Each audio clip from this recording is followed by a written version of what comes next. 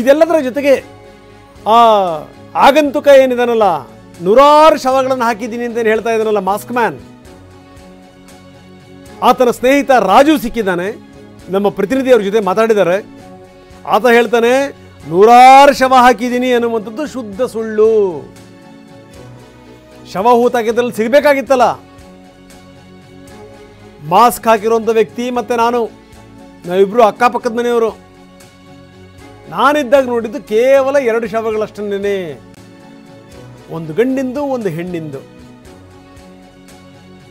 ಇದೆಲ್ಲ ಈ ನೂರಾರು ಶವಗಳು ಅನ್ನುವಂಥದ್ದು ಇದೆಯಲ್ಲ, ಅದು ಶುದ್ಧ ಸುಳ್ಳು ಅಂತ ಹೇಳಿದ್ದಾರೆ ಅವರ ಸ್ನೇಹಿತ. ಮಾಸ್ಕ್ ಮ್ಯಾನ್ ಆಪ್ತ ರಾಜು ಈ ಮಾತನ್ನು ಹೇಳಿದಾನೆ. ಬನ್ನಿ ನಮ್ಮ ಪ್ರತಿನಿಧಿ ಜೊತೆಗೆ ರಾಜು ಮಾತಾಡಿದ್ದಾರೆ, ಏನು ಹೇಳ್ತಾರೆ ನೋಡೋಣ. ಧರ್ಮಸ್ಥಳದಲ್ಲಿ ಶವ ಊತಿಟ್ಟ ಪ್ರಕರಣಕ್ಕೆ ಸಂಬಂಧಪಟ್ಟಂತೆ SIT ಅಧಿಕಾರಿಗಳು ಮಂಡ್ಯದ ಮೂಲದ ರಾಜು ಅನ್ನೋ ವ್ಯಕ್ತಿಯನ್ನ ವಿಚಾರಣೆಗೊಳಪಡಿಸಿದ್ರು. ಈಗ ರಾಜು ಅವರು ನಮ್ಮ ಜೊತೆ ಇದ್ದಾರೆ, ಅವ್ರನ್ನೇ ಮಾತಾಡಿಸ್ತಾ ಹೋಗ್ತೇನೆ.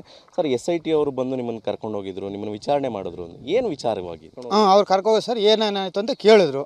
ಸರ್ ನಮ್ಗೆ ಎಷ್ಟು ಜನ ಊತಾಕಿದ್ರು ಅಂತ ಕೇಳಿದ್ರು. ಸರ್ ನಾನು ಕೆಲ್ಸಕ್ಕೆ ಹೋಗಿ 7-8 ವರ್ಷ ಆಯಿತು. ನನಗೆ ಗೊತ್ತಿದ್ದು 2 ಸರ್ ಬಾಡಿ. ಒಂದು ಮರದಲ್ಲಿ ನ್ಯಾಣ ಕೊಂಡು ಇದ್ದೊಂದು, ಅದು ಮುಖ ಈಗ ಏನೂ ಸಿಗ್ತಾ ಇರಲಿಲ್ಲ, ಅದು ಜೆನ್ಸು. ಇನ್ನೊಂದು ಬಾಡಿ ನೀರಲ್ಲಿ ಬಿದ್ದಿತ್ತು, ಎಲ್ಲ ಹುಳ ಬಿದ್ದು ಕೊಳ್ತೋಗಿತ್ತು. ಅದನ್ನು ಡಾಕ್ಟ್ರು ಬಂದರು, ಪೊಲೀಸ್ನವರು ಬಂದರು, ಆಂಬುಲೆನ್ಸ್ ಎಲ್ಲ ಬಂತು. ಅದನ್ನು ಕವರ್ ಮಾಡಿ ನಾವು ಜೀಪಲ್ಲಿ ಕಳ್ಸೋಣ ಸರ್. ನೀವು ಯಾವಾಗಿಂದ ಅಲ್ಲಿ ಕೆಲಸ ಮಾಡ್ತಾ ಇದ್ರಿ? ಅಲ್ಲಿ ಅದು ಈಗ 4-5 ವರ್ಷ ಮಾಡಿದ್ದೆ ಸರ್ ಅಷ್ಟಲ್ಲಿ. ಯಾವ ಇಸ್ವಿ? ಅದೇನು ಗೊತ್ತಿಲ್ಲ ಸರ್, ನಮ್ಗೆ ಓದೇ ಇಲ್ಲ ನಾವು, ನಮ್ಗೇನು ಸರ್ ಗೊತ್ತು. ಸುಮಾರು ಎಷ್ಟು ವರ್ಷದಿಂದ ಮಾಡಿದ್ರಿ? ಈಗೊಂದು ಸರ್ ಒಂದು 10 ವರ್ಷ ಆಯ್ತು ಸರ್. ಈಗ 10 ವರ್ಷ 10 ವರ್ಷ ಆಯ್ತು ಸರ್. ಕೆಲಸ ಬಿಟ್ಟು 10 ವರ್ಷ ಆಯ್ತು ನಾನು ಕೆಲಸ ಬಿಟ್ಟೆ. ಈಗ ದಿನ ಗಮನಿಸ್ತಾ ಇದ್ರಿ, ಟಿವಿಲೆಲ್ಲ ಬರ್ತಾ ಇದೆ ಈ ಧರ್ಮಸ್ಥಳದ ವಿಚಾರವಾಗಿ. ಏನು ಅನ್ಸುತ್ತೆ ಇದು ನೋಡಿದ್ರೆ ನಿಮಗೆ? ನನಗೆ ಸರ್ ಇದು ಇಲ್ದಿರೋದೆಲ್ಲ ಸ್ವಲ್ಪ ದನಿಗಳ ಮೇಲೆಲ್ಲ ಇದು ಮಾಡ್ತಾ ಇದ್ದಾರೆ ಸರ್. ಅದೆಲ್ಲ ತಪ್ಪಲ್ಲ ಸರ್. ಇವಾಗ ನೂರಾರು ಜನ ಸುಮ್ಮನೆ ಅಲ್ಲ ಅಲ್ಲಿ ಇಲ್ಲಿ ಬಳಿತಾವ್ರೆ. ಯಾಕೆ ಸರ್ ಸುಮ್ಮನೆ? ಪಾಪ ಅವ್ರಿಗೆಲ್ಲ ಏನು ಕೆಲಸಗಳು ಇರ್ತದೆ ಏನು, ಇವರೆಲ್ಲ ಇಲ್ದಿರೋದನ್ನೆಲ್ಲ ಇದು ಮಾಡ್ಕೊಂಡು ಇದು ಮಾಡ್ತಾ ಇದ್ದಾರೆ. ಅಲ್ಲೊಬ್ಬ ವ್ಯಕ್ತಿ ಬಂದವರು ಮಾಸ್ಕ್ ಹಾಕೊಂಡು, ಅದೇ ಗೊತ್ತೇ. ಅವಾಗ ಗೊತ್ತಾ ನಿಮಗೆ? ಅವರು ಪರಿಚಯ ಇದ್ದಾರಾ? ಪಕ್ಕದ ಮನೆಯನ್ನು ಅವನೇ ಅಡ್ರೆಸ್ ಕೊಟ್ಟಿರೋದು ನಮ್ಮದು. ಅಲ್ಲಿ ಪಕ್ಕದ ನಿಮ್ಮ ಜೊತೆಗೆ ಇದ್ರು. ಹಾಂ, ಈಗ ನೀವು ಅವ್ರ ಜೊತೆಗೆ ಹೋಗಿ ಶವ ಊತಾಕೋದು ಆ ಕೆಲಸ ಮಾಡ್ತಿದ್ರ ನೀವು? ಅವ್ರು ಬರ್ತಾ ಇದ್ರಲ್ಲ ನಮ್ಮ ಜೊತೆಲಿ. ನಾನು ಒಬ್ಬ ನೀರಲ್ಲಿ ಮುಳುಗಿ ಎಲ್ಲ ಹುಡುಕಿ ತಗೋಬರಕ್ಕಾಗದೆ. ಅವರು ಬರ್ತಾ ಇದ್ರು, ಅವ್ರ ಅಣ್ಣ ಬರ್ತಾ ಇದ್ರು. ಏನು ಕೆಲಸ ಮಾಡ್ತಿದ್ರಿ ನೀವು? ನಾವು ಕಸ ಗುಡ್ಸೋದೆ ಸರ್. ಎಲ್ಲಿ? ದೇವಸ್ಥಾನದ 3 ತಿಂಗಳು, ಬಾಬಳಿ ಬೆಟ್ಟ 3 ತಿಂಗಳು, ದೇವಸ್ಥಾನ ಬಾಗಿಲಲ್ಲಿ 3 ತಿಂಗಳು, ನೇತ್ರಾವತಿ ಸ್ನಾನಘಟ್ಟ 3 ತಿಂಗಳು. ಆ ಥರ ಚೇಂಜ್ ಮಾಡ್ತಾ ಹೋಯ್ತಾ ಇದ್ದೇವೆ ಸರ್. ಅವ್ರು ಈಗ ನೀವು ಹೇಳಿದ್ರೆ ಹೆಸರು ಒಬ್ರು ಮಾಸ್ಕ್ ಹಾಕೊಂಡಿರೋರು, ಅವರು ಅಲ್ಲೇ ಕೆಲಸ ಮಾಡ್ತಾ ಇದ್ರ? ನಮ್ಮ ಜೊತೆಲೆ ಮಾಡ್ತಾ ಇದ್ದಿದ್ದು. ದೇವಸ್ಥಾನದವರೇ ಸಂಬಳ ಕೊಡ್ತಿದ್ರು? ನಮ್ಮ ಮಾಹಿತಿ ಕಚೇರಿ ದೇವಸ್ಥಾನದಲ್ಲಿ ಸಂಬಳ ಕೊಡ್ತಾ ಇದ್ದಿದ್ದು. ಯಾರು ಹೇಳ್ತಿದ್ರು ನಿಮ್ಗೆ ಶವ ಊತಾಕ್ಬೇಕು ಅಂತ ಹೇಳುವಂಥದ್ದು? ನಮ್ಮ ಮಾಹಿತಿ ಕಚೇರಿಯಿಂದ ಬಂದು ನಮ್ಗೆ ಕರೀತಾರೆ. ನಮ್ಗೆ ಕರೆದಾಗ ಆವಾಗ ಪೊಲೀಸ್ನವರು ಬರ್ತಾರೆ, ಆಮೇಲೆ ಡಾಕ್ಟ್ರುಗಳು ಬರ್ತಾರೆ. ಆವಾಗ ಎಲ್ಲ ನಾವು ಹುಡುಕಿ ತೆಗೆದು ಮಾಡಿದಷ್ಟರಲ್ಲಿ ಆಂಬುಲೆನ್ಸಲ್ಲಿ ಬರುತ್ತೆ. ಯಾರಿಗೂ ಗೊತ್ತಿಲ್ಲದೆ ನೀವು ಶವ ಊತಾಕ್ಬಿಡ್ತಿದ್ವಿ ಅಂತೆಲ್ಲ ಚರ್ಚೆಗಳು ಮಾತಾಡ್ತಾ ಇದ್ದಾರೆ ಎಲ್ಲರಿಗೂ ಗೊತ್ತಿದೆಯಾ ಇದು? ಜೀಪ್ ಡ್ರೈವರ್ಗಳು, ಆಟೋ ಡ್ರೈವರ್ಗಳು ಎಲ್ಲ ಬಂದು ನಿಂತ್ಕೊಂಡು ನೋಡ್ತಾರೆ ಸರ್. ಅಲ್ಲಿ ಆ ಸ್ನಾನ ಮಾಡೋರೆಲ್ಲ ಬಂದು ನಿಂತ್ಕೊಂಡು ನೋಡ್ತಾರೆ. ಆ ವಾಸನೆ ಯಾರು ನಿಂತ್ಕೋಕಿಲ್ಲ ಅಲ್ಲಿ. ಈಗ ಅವ್ರು ಹೇಳ್ತಾರೆ 100 ಶವಗಳನ್ನ ಊತಾಕಿದ್ದೀನಿ ಅಂತ. ಎಲ್ಲಿ ಸರ್ ಈ JCB ತೆಗಿತಾನೆ ಸರ್, ಎಲ್ಲಿ ಒಂದು ಸಿಗ್ಲಿಲ್ವಲ್ಲ. ಇವ್ನು ಯಾಕೆ ಇಲ್ದಿರ ಸುಳ್ಳೆಲ್ಲ ಹೇಳಬೇಕು? ಈ ಹೆಗಡೆಯವ್ರ ಅಣ್ಣ ತಮ್ಮದಿರು ಪಾಪ ಯಾಕೆ ಸರ್ ಇದೆಲ್ಲ ಇದು ಮಾಡಬೇಕು? ದೇವಸ್ಥಾನಕ್ಕೆ ಒಂದು ಕೆಟ್ಟ ಹೆಸರು ತಗೊಬಂದಲ್ಲ ಈಗ.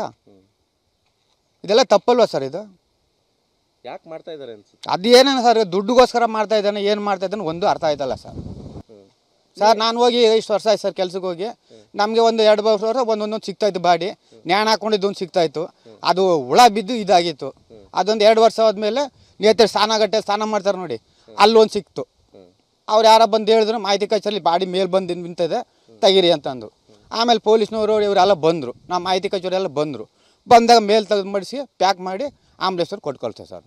ನೀವು 100 ಶವ ಊತಾಕದ ಸಂದರ್ಭದಲ್ಲಿ ನೀವು ಇರಲಿಲ್ವಾ? ಇಲ್ಲ ಸರ್, ಆವಾಗ ಇರಲಿಲ್ಲ ಸರ್.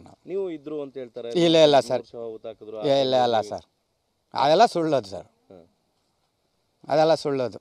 ಅಲ್ಲಿ ಸುಮಾರು ಪಂಚಾಯತಿ ಅವರು ಹೇಳ್ತಾರೆ ಒಂದು 250 ಶವ ಎಲ್ಲ ಮೇಲೆ. ಅದೇನು ಸರ್, ನಾವಿದ್ದಾಗ ಪಂಚಾಯತಿಯವ್ರು ಎಲ್ಲಿ ಸರ್ ಬರ್ತಾ ಇದ್ರಲ್ಲಿ? ಪಂಚಾಯತಿಯವ್ರು ಯಾರಂತ ನಮ್ಗೆ ಗೊತ್ತೇ ಇಲ್ಲ ಒಟ್ಟಲ್ಲಿ. ನಮ್ಗೆ ಬಂದರೆ ಮಾಹಿತಿ ಕಚೇರಿಯವರು, ಡಾಕ್ಟ್ರು, ಪೊಲೀಸ್ನವರು ಇವರೇ ಬರ್ತಾ ಇದ್ದಿದ್ದು. ಆ ನೇತ್ರಾವತಿಲಿ ಕೆಲಸ ಮಾಡ್ಕೊಂಡಿರ್ತಾರಲ್ಲ ಅವರೇ ಸರ್ ಬರೋದು. ಅವ್ರು ಬಿಟ್ರೆ ಯಾರು ಬರೋಲ್ಲ ಅಲ್ಲಿ. ಮತ್ತೆ ಡ್ರೈವರ್ಗಳು ಮತ್ತು ಅಕ್ಕಪಕ್ಕ ಸ್ನಾನ ಮಾಡೋಕೆ ಬರ್ತಾರಲ್ಲ ಅವರೇ ಸರ್ ಬರೋದು. ಬಂದು ನೋಡ್ಕೊಂಡು ವಾಸನೆ ಇದ್ರು ಅಂದರೆ ಹೊಂಟೋಯ್ತಾರೆ ಅವರು. ನಾವು ಅಲ್ಲೇ ಪ್ಯಾಕ್ ಮಾಡಿ ಅದಕ್ಕೆ ಏನೇನು ಹಾಕ್ಬೇಕು ಔಷಧಿ ಹಾಕ್ಬಿಟ್ಟು ವಾಸನೆ ಇರೋದಂಗೆ ಆಂಬುಲೆನ್ಸ್ನ ಕೊಟ್ಟು ಕಳಿಸ್ಬಿಡ್ತೀನಿ. ಪೊಲೀಸ್ ಈಗ ಧರ್ಮಸ್ಥಳದಲ್ಲಿ ಒಂದಷ್ಟು ಜಾಗದಲ್ಲಿ ಗುಂಡಿ ತೆಗೆದ್ರು, ಆ ಗುಂಡಿ ತೆಗೆದ ಜಾಗದಲ್ಲೇ ನೀವು ಊತಾಕಿದ್ದ ಹೆಂಗೆ ಅಂತ? ಊತಾಗಲಿಲ್ಲ ಸರ್ ನಾವು. ಆಂಬುಲೆನ್ಸನ್ನು ಕೊಟ್ಟು ಕಳಿಸ್ಬಿಟ್ಟಾರ ನಾವು. ನೀವು ಊತ ಹಾಕಿಲ್ಲ? ಇಲ್ಲ ಸರ್. ಇಳಿಸೋದು, ಶವ ಇಳಿಸೋದು, ನದಿಯಿಂದ ಎತ್ಕೊಂಡು ಬರೋದ ಮಾತ್ರ ಅಷ್ಟೇ. ತಗೊಬಂದು ದಂಡೆ ಮೇಲೆ ಮಡಿಗೆ ಅದನ್ನು ಪ್ಯಾಕ್ ಮಾಡಿ ಅವ್ರಿಗೆ ವಾಸನೆ ಬರೋದೇ ಥರ ಪ್ಯಾಕ್ ಮಾಡಿ ಆಂಬುಲೆನ್ಸ್ಗೂ ಕೊಟ್ಟು ಕಳಿಸ್ಬಿಡ್ತೀವಿ ನಾವು. ತಗೊಂಡೋಗಿ ಅಲ್ಲಿ ಇಳಿಸ್ಬಿಟ್ಟು ನೆಟ್ಟಿಗೆ ಬಂದ್ಬಿಡ್ತೀವಿ ನಾವು. ಒಂದು 150 ಶವ ಅಂತಂತಿದ್ರೆ ಕೆಲವು ಕಡೆ ಎಲ್ಲ ನೀವು ಹೇಳಿದ್ರೆ. ಇಲ್ಲ ಸರ್, ಈಗ ತೆಗಿತಾನೆಲ್ಲ ಒಂದು ಸಿಕ್ಲಿಲ್ವಲ್ಲ. ಈಗ ತೆಗಿಬೇಕಾದ್ರೆ ಒಂದರ ಸಿಕ್ಬೇಕಲ್ವ ಸರ್. ಈಗ ಇವ್ನು ಇಲ್ದಾರೆಲ್ಲ ಸುಮ್ಮನೆ ಹೇಳ್ತಾನಲ್ಲ. ಅವರು ಆ ಮೂಲತಃ ವ್ಯಕ್ತಿ ಎಲ್ಲಿಯವರು? ಯಾರು ಹೇಳಿ? ಮಾಸ್ಕ್ ಹಾಕೊಂಡಿರೋರು ತಮಿಳ್ನಾಡವ್ರವರು. ತಮಿಳ್ನಾಡು? ಕರ್ನಾಟಕದವರಲ್ಲ? ಅಲ್ಲಲ್ಲ ಸರ್, ಕರ್ನಾಟಕದವ್ರಲ್ಲ, ತಮಿಳ್ನಾಡವ್ರು. ಎಲ್ಲ ತಮಿಳ್ನಾಡವ್ರವರು, ಕೊಳ್ಳೇಗಾಲದವರು. ನಿಮ್ಗೆ ಅದು ಅಲ್ಲೋದ್ಮೇಲೆ ಗೊತ್ತಾಗಿತ್ತು? ಅಲ್ಲಿ ಹೋದ್ಮೇಲೆ ಪರಿಚಯ ಆಗಿದ್ದು. ನಮ್ಮ ಅತ್ತೆ ಎಲ್ಲ ಅಲ್ಲಿ ಕೆಲಸ ಮಾಡ್ಕೊಂಡಿದ್ರಲ್ಲ, ಆವಾಗ ಗೊತ್ತಾಗಿದ್ದು ನಮಗೆಲ್ಲ. ಈಗ ಹಂಗಾದ್ರೆ ಇಷ್ಟೆಲ್ಲ ವಿಚಾರಗಳು ಬರ್ತಾ ಇದೆ, ಇದ್ರ ಬಗ್ಗೆ ನೀವು ಏನು ಹೇಳ್ತೀರಾ ಅಂತ ಈಗ ಧರ್ಮಸ್ಥಳದ ವಿಚಾರವಾಗಿ? ಅದೆಲ್ಲ ಭಾಳ ಸುಳ್ಳು ಸರ್, ಅದು ಭಾಳ ಸುಳ್ಳು. ಅದು ಇನ್ನೊಂದು ಹೇಳ್ತೀರಾ, ಈಗ ಅವರು ಹೆಣ ಎತ್ತಿದ್ ಮಾತ್ರ ನೀವು ಅಂತ, ನಾವು ಊತ ಹಾಕಿದ್ದೆ ಅಂತ ಹೇಳ್ತಾರಲ್ಲ ಅವರು? ಊತ ಆಗಿದ್ದೆಲ್ಲ ನಾವಿರಲಿಲ್ಲ ಸರ್. ಆಂಬುಲೆನ್ಸ್ ಅಂತ ಬರ್ತದೆ, ಪೊಲೀಸ್ನವ್ರು ಬರ್ತಾರೆ, ತೆಗ್ದು ನಾವು ಹಾಕೊಟ್ಟು ಕಳಿಸೋ ಜವಾಬ್ದಾರಿ ನಮ್ದು ಅಷ್ಟೇ. ಪ್ಯಾಕ್ ಮಾಡಿ ಬೆಲ್ ತಂಡಿ ಕಳಿಸೋ ಜವಾಬ್ದಾರಿ ನಮ್ದು ಅಷ್ಟೇ ಸರ್. ಇವಿಷ್ಟು ರಾಜು ಅವರ ಮಾತುಗಳಾಗಿರುವಂಥದ್ದು. ಒಟ್ಟಾರೆಯಾಗಿ ಈಗ ಮಾಸ್ಕ್ ಮ್ಯಾನ್ ಏನಿದ್ದಾನೆ ಆ ವ್ಯಕ್ತಿ ಷಡ್ಯಂತ್ರ ಮಾಡ್ತಾ ಇದ್ದಾನೆ, ಸುಮ್ಮನೆ ಹಣಕ್ಕೋಸ್ಕರ ಈ ರೀತಿಯಾದ ಕೆಲಸವನ್ನು ಮಾಡ್ತಾ ಇದ್ದಾನೆ ಅನ್ನುವಂಥ ಆರೋಪವನ್ನು ರಾಜು ಅವರು ಕೂಡ ಮಾಡ್ತಾ ಇರುವಂಥದ್ದು. ಕ್ಯಾಮ್ರಾ ಪರ್ಸನ್ ಗುರುರಾಜ್ ಜೊತೆ ದಿಲೀಪ್ ಚೌಡಳ್ಳಿ, TV9 ಮಂಡ್ಯ. ಇದೇ ರಾಜು ಅವ್ರನ್ನ ಈಗ ವಿಚಾರಣೆ ಮಾಡ್ತಾ ಇದೆ SIT. ನಿರಂತರವಾಗಿ ಅರ್ಧ ಗಂಟೆಯಿಂದ ಅವರ ವಿಚಾರಣೆ ಸಾಗ್ತಾ ಇದೆ. ದುಡ್ಡಿಗೋಸ್ಕರ ಹಿಂಗೆ ಮಾಡ್ತಿರ್ಬೋದು, ದುಡ್ಡಿನ ಆಸೆಗೆ ಈ ದೂರುದಾರ ಇಂಥ ಆರೋಪ ಮಾಡ್ತಿರ್ಬೋದು ಅನ್ನುವಂಥ ಅನುಮಾನವನ್ನು ರಾಜು ವ್ಯಕ್ತಪಡಿಸಿದರು. ರಾಜುನನ್ನು ವಿಚಾರಣೆ ಕರೆದಿದ್ದರು ಅಧಿಕಾರಿಗಳು. ಅರ್ಧ ಗಂಟೆ ವಿಚಾರಣೆ ಮಾಡಿದ್ದಾರೆ.